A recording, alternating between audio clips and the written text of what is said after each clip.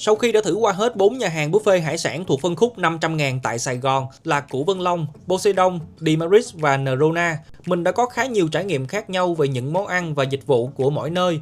Chỗ thì được điểm này, chỗ thì mất điểm kia, nói chung là sẽ không có một nhà hàng nào là hoàn hảo hết. Và cũng chính vì lý do đó, mình sẽ không bao giờ trả lời được những câu hỏi đại loại như là nhà hàng nào mới là ngon nhất hay nhà hàng nào là tốt hơn nhà hàng kia.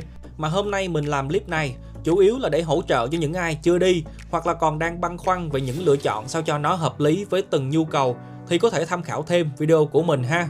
Và trước khi bắt đầu thì mình cũng có một số lưu ý quan trọng muốn nói với mọi người là dù điểm mạnh hay điểm yếu thì đó cũng đều là những cảm nhận nhất thời của cá nhân mình. Có thể trước đó nhà hàng đã từng làm tốt, còn bây giờ thì không, hoặc là ngược lại, hôm mình đi thì chưa tốt, nhưng sau này họ đã cải thiện rồi thì các bạn cứ đóng góp ý kiến cùng với mình nha. Mình rất là hoan nghênh những ý kiến đóng góp từ các bạn đã có những trải nghiệm thực tế rồi, miễn là các bạn comment lịch sự và có văn hóa thì dù là ý kiến khác mình cũng xem đây là một điều hiển nhiên, vì nếu ai cũng giống ai 100% thì mới là khác thường các bạn. Còn bây giờ thì mình sẽ bắt đầu với Dimaris ha. Đây là nhà hàng mà mình có số lần ăn nhiều nhất, có thể nói là 4-5 lần gì đó. Nhưng chỉ có đúng một lần là mình tự đi, còn lại là được mời. Không đi sinh nhật thì cũng là đi tất niên hay là họp mặt. Thì Dimaris trong mắt mình, trước thời điểm Poseidon và Củ Vân Long vào Sài Gòn, đây là một sự lựa chọn khá phổ biến và thường xuyên đối với những nhóm bạn và gia đình thích ăn buffet hải sản, cũng như là muốn có một không gian vừa đủ sang, vừa đủ hiện đại, nhưng ngân sách thì chỉ bằng 30 hay là 40% so với các nhà hàng khách sạn 5 sao. Và so với những nhà hàng khác thì mình thấy Dimaris có 4 điểm mạnh sau. Thứ nhất là về vị trí, nhà hàng sở hữu cho mình 3 chi nhánh và nếu các bạn để ý thì 3 chi nhánh này là đều nằm trên những cửa ngõ trọng yếu thuộc phía Đông, Tây và Nam Sài Gòn. Từ 3 điểm này mình có thể vẽ ra một hình tam giác rất cân, bao bọc gần hết 60% những khu vực tập trung dân cư đông nhất của Sài Gòn. Đồng nghĩa với việc là dù bạn đang ở trong trung tâm thành phố hay là đang ở Gò Vấp, quận 7 hay là quận 2 thì trong phạm vi trên dưới 8 km bạn đều có thể tiếp cận được một trong 3 chi nhánh của Dimaris.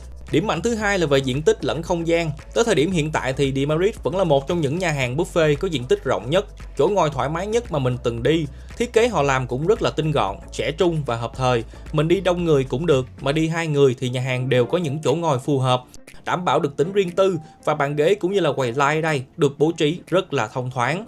Điểm mạnh thứ ba là về số lượng các món ăn. Khi mà mình đi quay ở Dimaris thì mình cũng phải công nhận là quầy line của họ rất đa dạng và khó quay, vì họ phân tách các món ăn rất là chi li. Mỗi khu vực là mỗi nền ẩm thực khác nhau và trong từng quầy thì tiếp tục có hàng chục món lẻ bổ trợ tương ứng để tạo thành một cái hệ sinh thái chứ không hẳn là những món ăn riêng biệt. Và theo như sức ăn của mình thì để ăn hết những món ăn ở đây chắc cũng phải đi cỡ 3 lần các bạn. Và điểm mạnh cuối cùng đó chính là yếu tố dịch vụ. Đây là một nhà hàng chuyên nghiệp, dễ đặt bàn, chấp nhận thanh toán thẻ, có khuyến mãi thường xuyên và phù hợp với mọi nhu cầu từ họp nhóm, hẹn hò hay là gặp gỡ đối tác. Điểm trừ duy nhất, cái này là mình nói các bạn tham khảo thôi nha, là sau 3-4 lần đi ăn chủ động và bị động thì 80% các món ăn ở đây lại không hợp với khẩu vị của cá nhân mình. Tuy nhiên nếu gọi là quá tệ thì cũng không tới nỗi là quá tệ đâu. Một số anh chị lẫn bạn bè mà mình quen biết vẫn có một sự ưu ái đặc biệt dành cho Dimaris. Các bạn có muốn xem chi tiết thì có thể tham khảo thêm clip mà mình đã review riêng về nhà hàng này ha. Và tiếp theo sẽ là nhà hàng Poseidon, hay ở Việt Nam mình thường gọi là Poseidon, các bạn đọc sao cũng được. Thì Poseidon trong mắt mình là một thương hiệu đột phá. Nói một cách trực quan thì họ đã thiết kế lại toàn bộ những gì mà người ta có thể tiếp cận được trong phân khúc buffet hải sản trên dưới 500.000. Cụ thể ở đây là họ đã tăng tính cạnh tranh bằng việc triển khai mô hình trữ hồ tươi sống, các loại hải sản có giá trị cao như tôm, cua, ghẹ và các loại sò ốc. Đặc biệt là ghẹ, đây là một hình thức mà mình thường chỉ được thấy ở những nhà hàng gọi món chuyên về hải sản hay là những nhà hàng buffet thuộc phân khúc cao như là Sài Gòn Cà Phê của Sheraton. Bây giờ thì cả 4 nhà hàng mà mình đang đề cập thì đều có hải sản trữ hồ hết rồi, nhưng Poseidon vẫn là cái tên để lại ấn tượng với mình đầu tiên trong danh sách các nhà hàng buffet có cùng tầm giá. Và giống với Dimaris thì Poseidon cũng có cho mình những lợi thế riêng về mặt vị trí. Chỉ trong hơn 1 năm kể từ khi có mặt tại thành phố Hồ Chí Minh, Poseidon đã triển khai liên tục 8 chi nhánh và tất cả 8 chi nhánh này đều nằm trên những con đường rộng thoáng, đông dân cư và vẫn còn rất nhiều tiềm năng phát triển về giao thông công cộng nói riêng cũng như là cơ sở hạ tầng nói chung trong tương lai.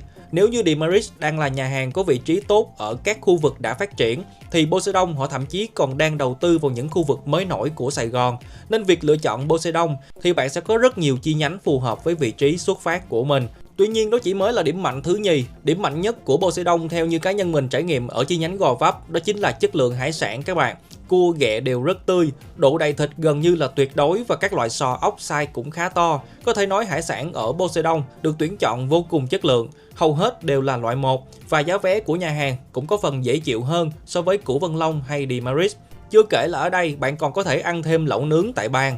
Còn về điểm yếu của nhà hàng, theo như mình đánh giá là nằm ở mặt diện tích và không gian. Họ xếp bàn ghế quá sát nhau, thiết kế thì không có gì nổi trội nên vào chỉ để ăn thôi, chứ họ chưa có đầu tư mạnh về mặt trải nghiệm người dùng. Mình và thậm chí là các khán giả sau khi xem xong video của mình đi ăn tại Poseidon cũng đã có những phản hồi chưa tốt về hiện tượng chen lấn giữa các khách hàng. Mình không rõ là điểm này nhà hàng đã cải thiện chưa, nhưng nếu mà các bạn mà vừa mới đi về thì có thể comment ở bên dưới để cập nhật thêm cho mọi người biết ha. Bởi vì nếu mà Poseidon mà cải thiện được điểm yếu này thì về khía cạnh dịch vụ họ sẽ có một hình ảnh tốt hơn rất nhiều. Và nhà hàng thứ ba là Nerona. Mình vừa mới đi cách đây khoảng 3 tuần. Đây là một thương hiệu mới mà mình đoán là có xuất phát điểm từ miền Tây Nam Bộ. Xét về giá vé thì Nerona đang là thương hiệu có mức giá vé rẻ nhất, chỉ từ 468.000 cho thời điểm cuối tuần. Và tại Nerona thì họ cũng có một điểm mạnh tương tự như Poseidon, đó chính là chất lượng hải sản khá cao. Mình đang nhận xét vào hôm mình đi các bạn nha. Trừ cua ra thì ghẹ hay là tôm tích, sò ốc các thứ mình thấy có kích thước rất lớn, thịt tươi và ngọt tự nhiên. Cách thức nêm nếm ở đây cũng khá là hợp với khẩu vị của mình, nên xét về mặt điểm mạnh, mình đánh giá Nerona là nhà hàng buffet có chất lượng đồ ăn đồng đều, hải sản khá, nhân viên dễ thương và điểm trừ là quầy line bố trí chưa được tốt, hơi xa khu vực trung tâm Sài Gòn và không gian ăn uống thì cũng bị giới hạn như là những gì mà mình đã nhận xét ở nhà hàng Poseidon. Và cuối cùng là Củ Vân Long, một nhà hàng rất nổi tiếng ở thị trường buffet Hà Nội, bên cạnh những cái tên như là Poseidon, Chef Dung và Mai Sinh Sang. Nhưng hiện tại là chỉ mới có Poseidon và Củ Vân Long là đã có mặt ở phía Nam. Họ làm rất là thành công các bạn. Củ Vân Long trong thời gian đầu khai trương là họ chạy quảng cáo tự thân rất nhiều. Mỗi ngày mình đều thấy một bài post của Củ Vân Long chạy tới Facebook của mình, chứng tỏ là đội chạy S của nhà hàng đang làm việc rất tốt và rất chịu chi. Lần đầu tiên mình tới Củ Vân Long đặt bàn cũng rất khó, mình phải đổi thành giữa tuần thì mới có bàn. Nhưng khi tới trải nghiệm thực tế thì thấy vô cùng xứng đáng, từ không gian cho tới phần lớn các món ăn.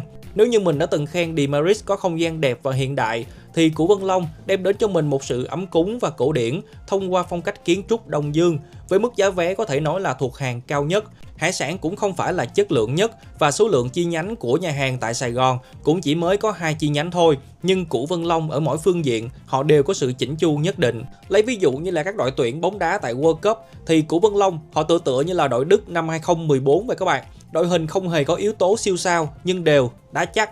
Công thủ phối hợp toàn diện và ăn uống tại Củ Vân Long cũng rất là thoải mái về mặt cảm xúc.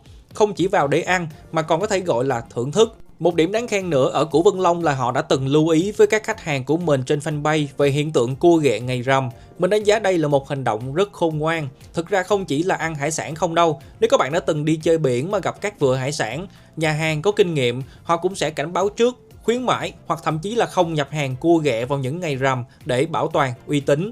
Và sau tất cả những gì mà mình chia sẻ, một lần nữa mình cũng phải nhắc lại một điều là các bạn chỉ nên xem những video của mình là một nguồn thông tin tham khảo thêm. Không ai tắm 2 lần trên một dòng sông và cũng không có ai ăn 2 lần trong một nhà hàng.